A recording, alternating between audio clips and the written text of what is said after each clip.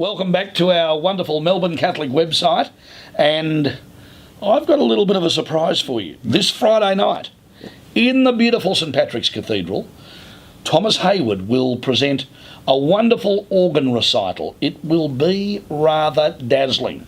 You're about to meet him. Thomas Heywood, welcome. Thank you very much, Shane. It's great to be here. Lovely to have you with us. A little later in this chat, we're going to be clever and almost edit in to this interview about a minute that we've already recorded with that beautiful St Patrick's Fantastic. Cathedral. It's a beautiful instrument. So I'll just keep that as a little tease. So keep watching, everyone, because you're actually going to see the magnificent organ in the flesh, if I might say it like that. But let's take a bit of your journey.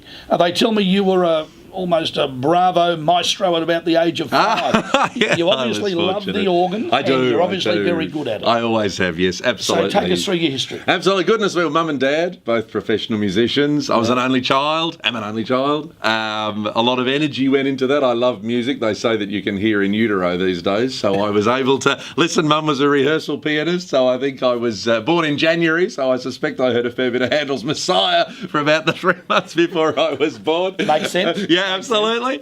And I started learning. Mum started teaching me when I was 4 and gave my first concert at 5. Wow. And then it was the pipe organ. It was on piano, of course, because when you're a little techie, you can't really reach the pedals. And we're sitting right here now. Oh, yeah, so there we go. Paul Taylor's beautiful piano. So there you go. And and then I heard the Melbourne Town Hall organ when I was 6.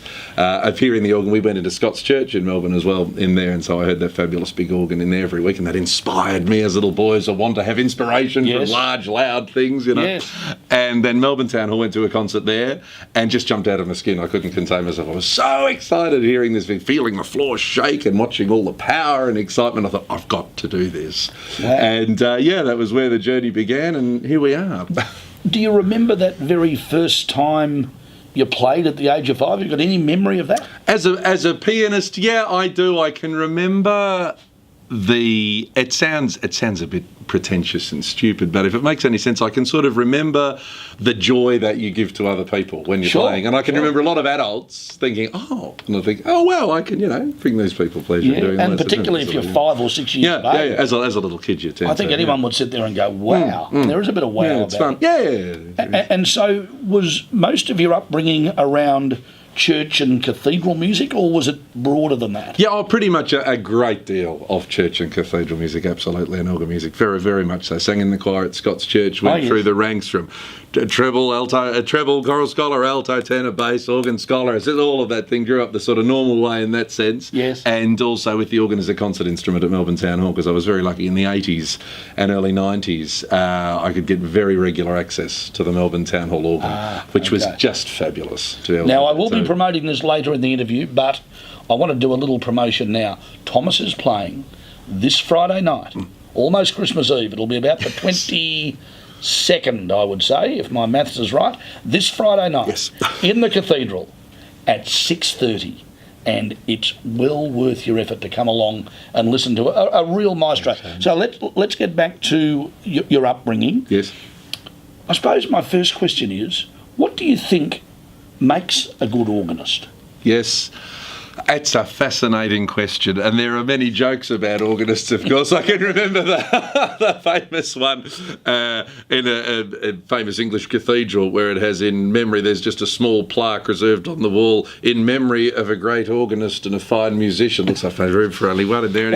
And, look, I think the key thing is always having really the ability to listen and to hear what you're doing. I think that is, and it sounds easy, but with the pipe organ, of course, you're controlling one of the largest and most complex machines known to man, and a very ancient machine in that sense. Yes. And so you need to overcome all of the technical aspects to really get to the core of the music as quickly as you can, and always use your ears, because every pipe organ, that's the other fascinating thing, every organ is completely different.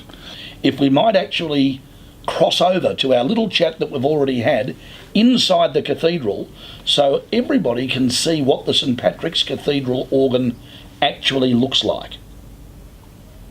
So here we are in St Patrick's Cathedral with the beautiful St Patrick's Cathedral organ and the great Thomas. Thomas, would you just take us for a couple of minutes through what makes a great organ special? Well, wow, what a huge question. But one of the key things really, Shane, is the quality of pipework. And this organ has some wonderful pipework, including a great deal of 19th century pipework when the first organ was opened here in what is now that just in front of that beautiful West End window, that stunning piece of glass. And we control the pipework. You might wonder why we have 4 different keyboards, where a lot of smaller pipe organs have 2 keyboards. Okay, yeah. Yeah, and so we have 4 keyboards here, and you'll see they've each got 5 octaves, or 61 notes, and we've got a pedal board that we play with our feet, and this has 2.5 octaves as well. And we control the stops, not by usual draw stops, but by these little stop tabs.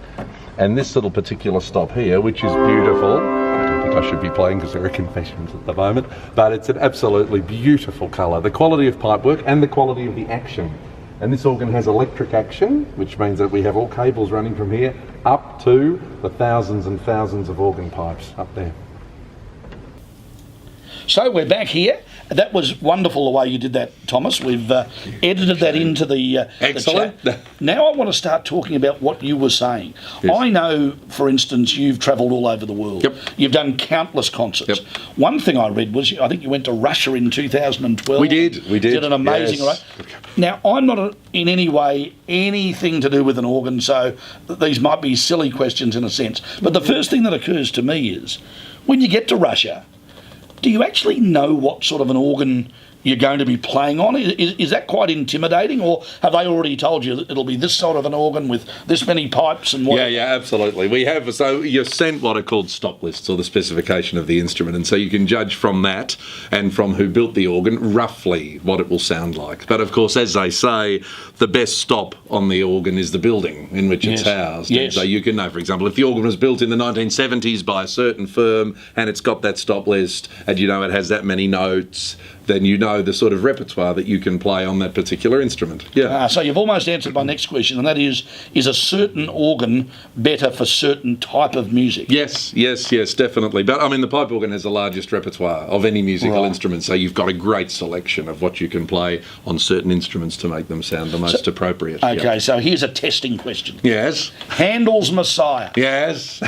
I'm going to give you 3 organs in the world that you can play it on. Ah, goodness. What are they going to be? The orchestral reduction. It's an interesting one because many of the larger instruments in the world are in very resonant spaces. Yes. And for a work as complex as Handel's Messiah, sometimes having such a big acoustic isn't always the best. You know, it's funny. That's interesting. Yeah, it is. Yeah. It's a fascinating thing because sometimes the acoustic can just be too big. You know, if you've got 12 or 13 seconds of reverberation, it can just all turn into a sort of oral mush. That makes sense. In Australia, I mean, the Melbourne Town Hall's the largest musical instrument in the Southern Hemisphere, and the Town Hall's a lovely acoustic concert. So Melbourne Town Hall would probably be up there. So that'll get you 3 votes? That'd get me, yes. So in terms of, and it's a funny thing because these days, of course, Handel's Messiah is normally performed with orchestra. Yes, but it was very, very popular to perform it just with solo organ, as the organ being the orchestra for many, many years, and it's a big play. 1 or 2 others?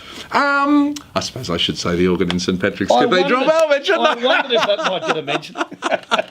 No, absolutely, and it's an.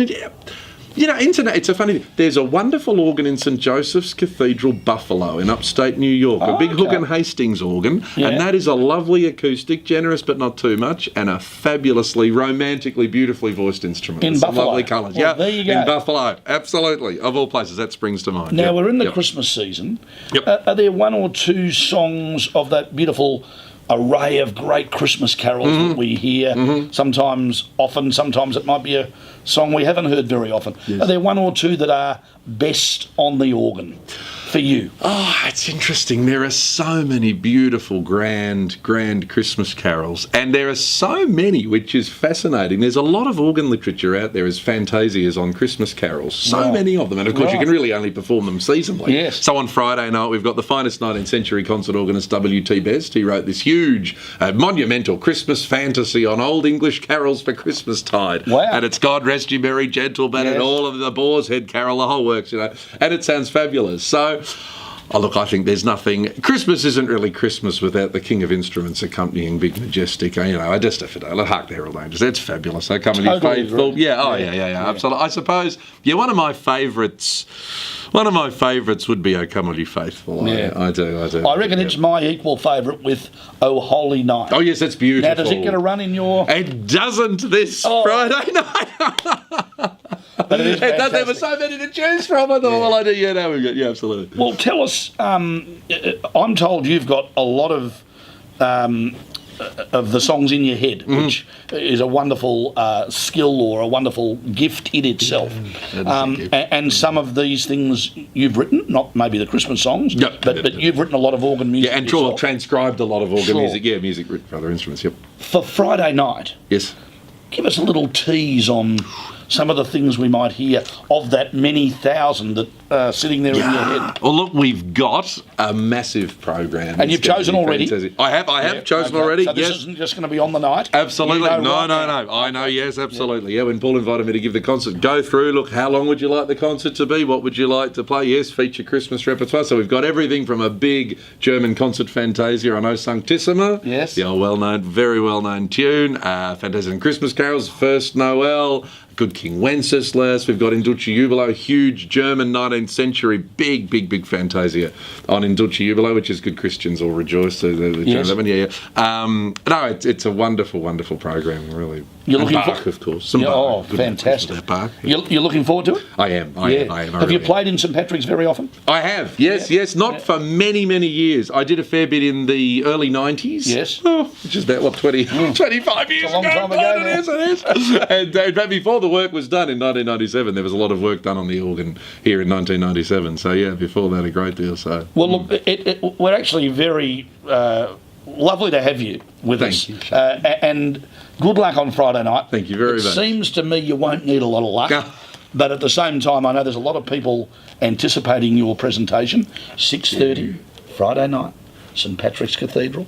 Thomas Heywood, absolute superstar of the world, and we're very fortunate to have him, here today chatting to us on our Melbourne Catholic website and social media platforms, but also just to spend some time with us. I've learned a lot, and I hope everyone watching this has learned a lot. Thank you Happy very Christmas. much. Thank you very much. And Shane. good Happy luck on Christmas Friday to you night. too. Thank you very much. Hope it goes well. Thanks a lot. Thank you. And now let's finish with some of the wonderful work of the maestro himself, Thomas Heywood, on the St Patrick's Cathedral organ.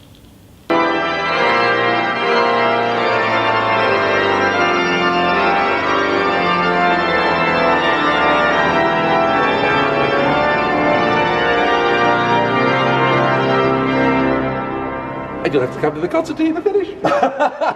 Good.